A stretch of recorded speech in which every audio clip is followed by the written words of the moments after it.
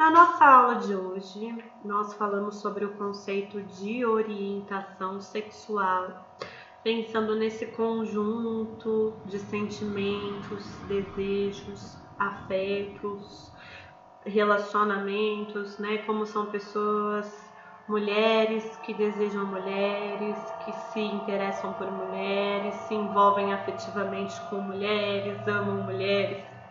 Homens que desejam homens, que se interessam por homens, se envolvem afetivamente com homens e amam homens, né? Nós falamos dos nomes, das formas de reconhecer as experiências da homossexualidade, da bissexualidade. Falando de orientação sexual, pensando nesse conjunto que envolve tanto nossos desejos e sentimentos, quanto nossas formas de nos relacionarmos, de aproximar de alguém, se envolver com alguém, de amar alguém. Pensando na orientação sexual, algo que eu gostaria de destacar é que nós, como profissionais da psicologia, utilizemos o termo orientação sexual. Em alguns momentos, né, nos exercícios e a gente conversando, eu percebi, e é comum isso porque é um termo usado com frequência na nossa sociedade, o uso do termo opção sexual ou preferência sexual, a opção daquela pessoa, a escolha daquela pessoa. E por que nós não usamos opção sexual? Porque vai além de algo que a pessoa escolhe, de algo que a pessoa opta, decide. Claro que tem ali uma dimensão de liberdade, que as pessoas são ativas em como elas vivem, mas quando a gente fala opção, parece que é algo que a pessoa fala assim, vou decidir gostar de um homem, vou decidir gostar de uma mulher. Sendo que a gente sabe que essa decisão de quem eu vou gostar, por quem eu vou me atrair, quem eu vou amar, não é algo presente nas experiências de todas as pessoas, né? A gente não pode ter o botãozinho lá, agora eu vou gostar dessa pessoa, e o botãozinho, não vou gostar, né? Não tem esse botãozinho em todas as pessoas, tanto as que se identificam como homossexuais e bissexuais, quanto as que se identificam como heterossexuais. Então vamos guardar a questão da orientação sexual, e nesse vídeo nós vamos ver também a posição do nosso código de ética, né? Uma resolução do nosso conselho de psicologia sobre como a psicologia lida com as questões referentes à orientação sexual. Então, seguindo a Marina Castanheda, né, ela fala: a orientação sexual não é algo que se possa escolher livremente. Sabe-se que as possibilidades de mudar a orientação sexual são praticamente nulas, mesmo quando as pessoas se submetem voluntariamente a tratamentos médicos ou psicológicos. Então a pessoa pode chegar dizendo: eu quero mudar de orientação sexual, por favor me ajuda a mudar de orientação sexual. E é claro que esse desejo de mudar tem a ver com todas as referências de viver em uma sociedade em que realmente pessoas que não são heterossexuais podem sofrer muitas formas de preconceito, muitas formas de discriminação, muitas formas de exclusão. Existe ali um conjunto que pode ter a ver com as expectativas familiares, com as crenças religiosas, com uma ideia de que o projeto de vida fica prejudicado se a pessoa não for heterossexual. E em nenhum momento a nossa resposta vai ser assim: não dá não dá e ponto. Não, a gente vai transmitir que a gente compreende, que a pessoa traz esse sofrimento, que nós vamos ouvir sobre esse sofrimento, mas que a psicologia não conhece técnicas para mudança desses sentimentos e desejos, formas de sentir, formas de amar. Não conhece, ao contrário, a história dos estudos nesse campo, das tentativas que foram feitas de mudar, é que o sofrimento causado pela tentativa de mudar é muito grande. O esforço para corresponder aos padrões acaba fazendo com que a pessoa busque anular em si, apagar em si, sufocar, silenciar em si partes que são muito importantes da experiência dela como ser humano, que integram a forma dela de ser. Então, que esse momento em que ela traz esse sofrimento, o necessário é o cuidado, mas que não é possível prometer uma mudança, porque não há recursos para que a gente possa escolher, decidir voluntariamente o que sentimos e o que desejamos. Então, essa escuta e a gente conhecer quantos erros foram cometidos nessa tentativa de mudar, quantos sofrimentos as pessoas passaram, né, com a ideia de que dava para mudar a orientação sexual. Então, assim, tratamentos, né, bem entre aspas, foram feitas tentativas dando eletrochoque nas pessoas, submetendo as pessoas a estimulações aversivas, em que elas teriam que tomar coisas para se passarem mal, com sabores ruins, com cheiros ruins, para tentar associar algo ruim, levando choque. Então, assim, foi tentado fazer lobotomia, né, cirurgias cerebrais, castração química, gente. Imagina, questões hormonais, tirar os hormônios das pessoas, e isso nunca funcionou. Todas as tentativas até agora de modificação da orientação sexual não funcionaram e custaram algo um custo muito elevado em termos de sofrimento, né? Como a Castanheda diz. Muitas pessoas tentaram durante anos ou décadas inteiras negar ou estipar a sua homossexualidade, sem nunca conseguir apagar o desejo físico e a necessidade afetiva de uma pessoa do mesmo sexo biológico. Essa resistência à mudança nos revela que há algo na homossexualidade mais poderoso que uma simples preferência. Então, muitas pessoas que tentaram, né, não desejar mais homens, não desejar mais mulheres, não ter mais aquele sentimento, elas não conseguiram e ainda levaram custos emocionais por toda uma vida. Um exemplo que eu trouxe é dessa exposição que chama Até que Você Mude, da Paola Paredes. Ela é uma artista uruguaia e ela conta, né, ela procura uma clínica que diz oferecer um tratamento, diz que vai dar essa possibilidade de reversão, né?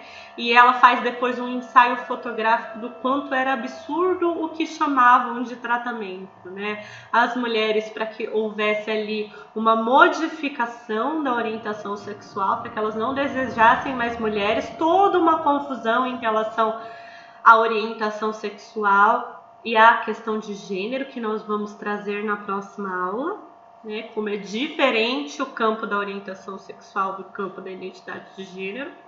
E aí elas tinham que andar de salto alto, elas tinham que fazer exercícios físicos, e aquelas, assim, um dos objetivos é reabilitar você para que você seja uma mulher apropriada à sociedade. Então tinham cursos de se vestir, de usar maquiagem, de etiqueta, como se, assim, o tratamento fosse ensinar um padrão de feminilidade, né? Então, a Paola Paredes, ela diz assim: algumas das mais extremas dessas práticas incluíam o uso de restrições de toda ordem, tranquilizantes, espancamentos, retenção de alimentos e outras formas de tratamento humilhante. A maioria dos pacientes é sequestrada e drogada contra a vontade por sua própria família. Essa questão de medicamentos, humilhações, depreciações, agressões, isolamento, castigos, também é trazido nesse livro que se chama Boy Erased, Uma Verdade Anulada, do Gerard Conley.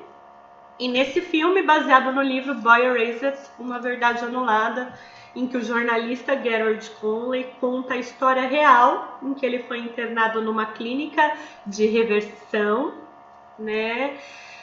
E nessa clínica ele sofre todo tipo de humilhação, todo tipo de violência, todo tipo de privação, de castigo, como se, tendo toda essa questão agressiva e aversiva, fosse haver a modificação da orientação sexual. E hoje nós sabemos que as diferentes tentativas, elas servem para perpetuar essa ideia de ódio, de repulsa, de nojo de si mesmo, que traz tanto sofrimento para as pessoas, e não para buscar e promover uma compreensão saudável da sexualidade como relacionada aos direitos, como relacionada a quem cada pessoa é e a vida que cada pessoa pode levar de acordo com o que deseja, com o que sente, com as suas formas de ser. Então eu vou ler aqui a resolução de 22 de março de 1999, a 01 de 99, em que o nosso Conselho Federal de Psicologia estabelece normas de atuação para os psicólogos em relação à questão orientação sexual, levando em conta como a orientação sexual é uma dimensão que integra cada pessoa e ela precisa ser respeitada, reconhecida, valorizada, e o nosso trabalho tem muito a ver com esse processo de reconhecimento, compreensão e valorização. Vamos ler. O Conselho Federal de Psicologia, no uso de suas atribuições legais e regimentais, considerando que o psicólogo é um profissional da saúde, considerando que na prática profissional, independentemente da área em que esteja atuando, o psicólogo é frequentemente interpelado por questões ligadas à sexualidade, considerando que a forma como cada um vive sua sexualidade faz parte da identidade do sujeito, a qual deve ser compreendida na sua totalidade, considerando que a homossexualidade não constitui doença, nem distúrbio, nem perversão, considerando que há, na sociedade, uma inquietação em torno de práticas desviantes da norma estabelecida socioculturalmente, considerando que a psicologia pode e deve contribuir com o seu conhecimento para o esclarecimento sobre as questões da sexualidade, permitindo a superação de preconceitos e discriminações. O artigo 1. Os psicólogos atuarão segundo os princípios éticos da profissão, notadamente aqueles que disciplinam a não discriminação e a promoção e bem-estar das pessoas e da humanidade. Artigo 2. Os psicólogos deverão contribuir com o seu conhecimento para uma reflexão sobre o preconceito e o desaparecimento de discriminações e estigmatizações contra aqueles que apresentam comportamentos ou práticas homoeróticas. Artigo 3. Os psicólogos não exercerão qualquer ação que favoreça a patologização de comportamentos ou práticas homoeróticas, nem adotarão ação coercitiva tendente a orientar homossexuais para tratamentos não solicitados. Parágrafo único. Os psicólogos não colaborarão com eventos e serviços que proponham tratamento e cura das homossexualidades, porque isso, de acordo com os princípios científicos que fundamentam a ciência e a atuação profissional em psicologia, não existe. Não existem formas científicas de tratamento e cura das homossexualidades, até porque como haveria cura para algo que não é uma doença, né? Os psicólogos não se pronunciarão nem participarão de pronunciamentos públicos nos meios de comunicação de massa, de modo a reforçar os preconceitos sociais existentes em relação aos homossexuais como portadores de qualquer desordem psíquica. E essa resolução entra em vigor na data de sua publicação. Revogam-se todas as disposições em contrário no dia 22 de março de 99. A Ana Bock era presidente naquele momento, certo?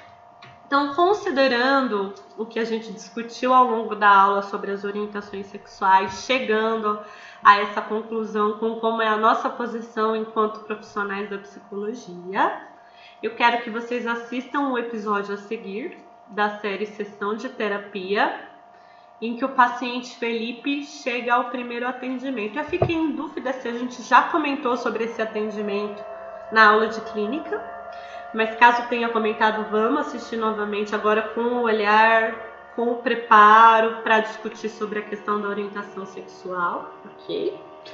Então, assistindo o episódio do Felipe na série Sessão de Terapia, a partir do que vocês aprenderam na aula de hoje, comente sobre o episódio assistido, o que mais chamou a atenção e responda o que você considera importante para os próximos atendimentos de Felipe, ok? Contem então no exercício o que vocês consideram importante para os próximos atendimentos.